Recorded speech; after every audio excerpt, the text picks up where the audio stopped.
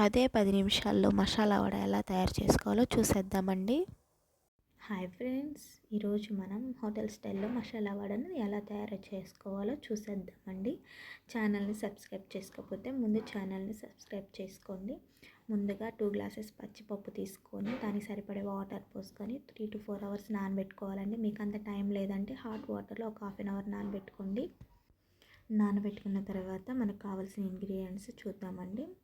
కొత్తిమీర, కరివేపాకు, పుదీనాకు, పచ్చిమిర్చి, ఒక 2 inches అల్లం, ఆనియన్స్ అన్నీ ప్రిపేర్ చేసుకొని ఉంచిన తర్వాత ఒక 4 hours తర్వాత పచ్చిపప్పు ఇలాగా చక్కగా నానిపోయి ఉందండి.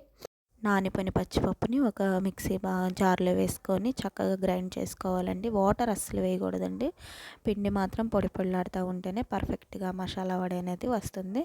దానికి కావాల్సిన ఇంగ్రీడియంట్స్ 2 inches అల్లం, 2 పచ్చిమిర్చి కూడా వేయాలండి. వేసిన తర్వాత కొంచెం కూడా వాటర్ లేకుండా ఆ నానబెట్టుకున్న పచ్చనిపప్పు కూడా గ్రైండ్ చేసుకోవడానికి జార్లో వేయాలండి. వేసిన తర్వాత కొంచెం పచ్చిపప్పుని విడిగా కొంచెం ఉంచుకోవాలండి. ఎందుకంటే గ్రైండ్ చేసిన తర్వాత మనకి క్రిస్పీగా ఆడటానికి కొంచెం పచ్చిపప్పుని పక్కన పెట్టుకొని పిండి కలిపేటప్పుడు కలుపుకోవాలండి. ఇప్పుడు పచ్చిపప్పుని ఎలా గ్రైండ్ చేసుకోవాలో చూద్దాము. గ్రైండ్ చేసుకున్న తర్వాత ఇలా ఉందండి, చూడండి ఒకసారి. పచ్చిపప్పు బాగా నలిగిపోయింది. కొంచెం ఎక్కడన్నా ఒక పలుకు కనిపిస్తుంది. అలాగ ఉండటం వల్ల కొంచెం బాగానే ఉంటుందండి, క్రిస్పీగా కరకరలాడుతూ ఉంటుంది. ఇప్పుడు పిండి మనం ఏమేమి కలుపుకోవాలనేది చూపిస్తాను. క్లియర్గా మొత్తం అంతా తీసుకొని ఒక బౌల్లో వేసేసుకొని దానికి కావాల్సిన ఇంగ్రీడియంట్స్ యాడ్ చేసుకుందాము. మీకు ఫస్ట్ ఏమేమి రెడీ చేసుకోవాలో చూపించాను కదండి. ఇప్పుడు మనం పిండిలో ఏమేమి కలుపుకోవాలనేది చూపిస్తాను. ఒక స్పూను శనగపిండి వేసుకోండి. శనగపిండి వేసుకున్న తర్వాత టేస్ట్కి తగినట్టు సాల్ట్ వేసుకోండి. మీకు ఎంతైతే సరిపోయిద్దో అంత వేసుకోండి. ఫ్రెష్గా కరివేపాకుని తీసి వాటిని కూడా యాడ్ చేసుకోండి. పుదీనాకు కొత్తిమీర కూడా ఉంది కదండి. పుదీనాకు కొత్తిమీర కూడా యాడ్ చేసుకున్న తర్వాత ఆనియన్స్ కూడా యాడ్ చేసుకోండి.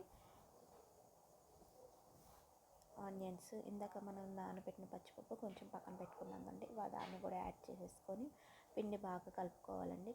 మొత్తం కలిసేలాగా సాల్ట్ అంతా బాగా కలిసేటట్టు కలుపుకొని లాస్ట్కి ఒక స్పూన్ జీలకర్ర కూడా యాడ్ చేసుకోండి. యాడ్ చేసుకొని ఇప్పుడు స్టవ్ మీద ఆయిల్ పెట్టుకుందాము. ఆయిల్ కొంచెం వేడెక్కిన తర్వాత మనం ఇప్పుడు మసాలా వడను మనం తయారు చేసుకుంటాం. ఎలా అంటే నేనైతే ఆయిల్ ప్యాకెట్ ఉండేది కండి, ఆయిల్ ప్యాకెట్ కవర్ తీసుకొని నేను దాని మీద ప్రిపేర్ చేసుకున్నాను. ఆయిల్ అయితే బాగానే వేడెక్కిందండి. ఇప్పుడు మసాలా వడని ఇప్పుడు ఆయిల్లో వేసుకొని బాగా ఎర్రగా కాలనిద్దామండి.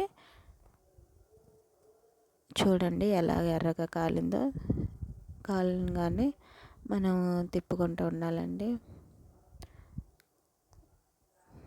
ఇప్పుడు కాలిన వాడిని మనం ఒక చిన్న బౌల్లో తీసుకొని పెట్టుకుందామండి. వేడివేడిగా మసాలా వడ రెడీ అయిందండి. ఇంక ఇలాగే అన్నీ చేసుకొని పక్కన పెట్టుకోవాలండి.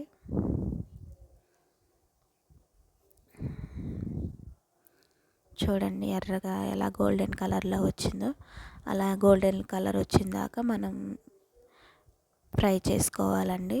చూడండి అవుట్పుట్ ఎలాగుందో, చాలా టేస్టీగా క్రిస్పీగా కరకరలాడే మసాలా వడ రెడీగా అయిందండి. హోటల్లో కంటే కూడా బాగుందండి, చాలా బాగుంది. ఒకసారి మీరు కూడా ట్రై చేయండి. ఇలాగే చాలా టేస్టీగా ఉందండి. మీరే చూస్తారు కదండి, చాలా టేస్టీగా ఉంది. ఒకసారి ట్రై చేసి కామెంట్ చేయండి ఎలా ఉందనేది. ప్లీజ్ సబ్స్క్రైబ్ చేసుకోండి మా ఛానల్ని. సబ్స్క్రైబ్ చేసుకోవడం మాత్రం మర్చిపోవద్దండి. Thank you for watching.